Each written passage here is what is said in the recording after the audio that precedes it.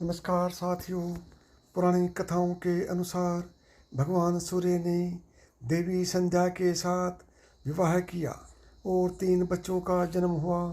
वशस्व, मनु, यम यानी मृत्यु के भगवान और यमुना।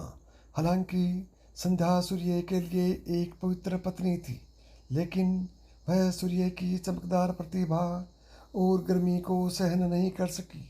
इसलिए वह सूर्य की प्रतिभा का सामना करने के लिए, आवश्यक शक्ति हासिल करने के लिए तपस्या करने की इच्छा भी रखती थी, या अपनी तपस्या के परिणाम स्वरूप हासिल की गई अपनी प्रतिभा को भी आगे बढ़ाना चाहती थी।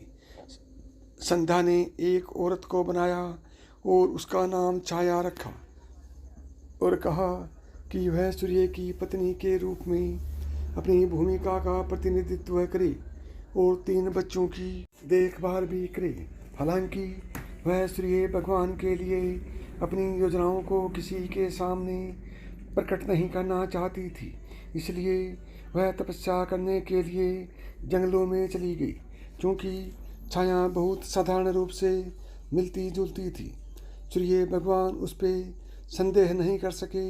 छाया के माध्यम से सूर्य भगवान के 3 और शिशु हुए थे, जो थे मनु, शनि और ताप्ती। इसलिए शनि को सूर्य के पुत्र और यम का भाई कहा जाता है।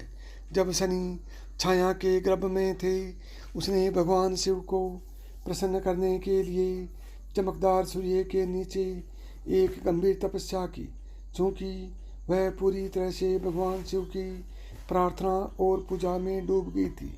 दिव्य शक्ति गर्भ के भीतर बच्चों का पोषण करती थी, इसलिए शनिदेव भगवान शिव को बहुत समर्पित थे।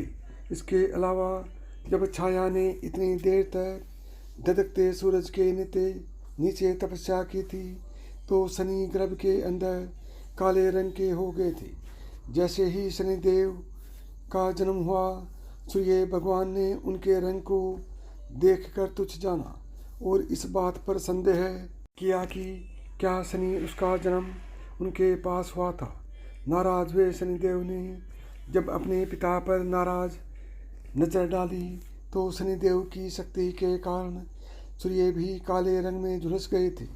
बाद में सूर्य ने अपनी गलती के लिए पश्चाताप किया और भगवान शिव की पूजा की, जिन्होंने उन्हें बताया कि क्यों शनि इतने काले थे।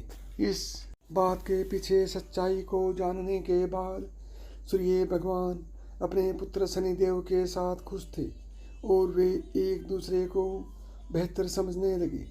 शनिदेव भगवान शिव के एक प्रेरक शिष्य बन गए और सभी ज्ञान उनसे सीख गए।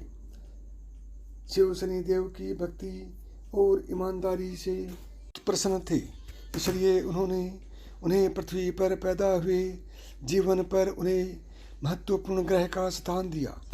उन्हें लोगों द्वारा किए गए कर्मों के प्रभावों को वितरित करने की जिम्मेदारी दी गई थी।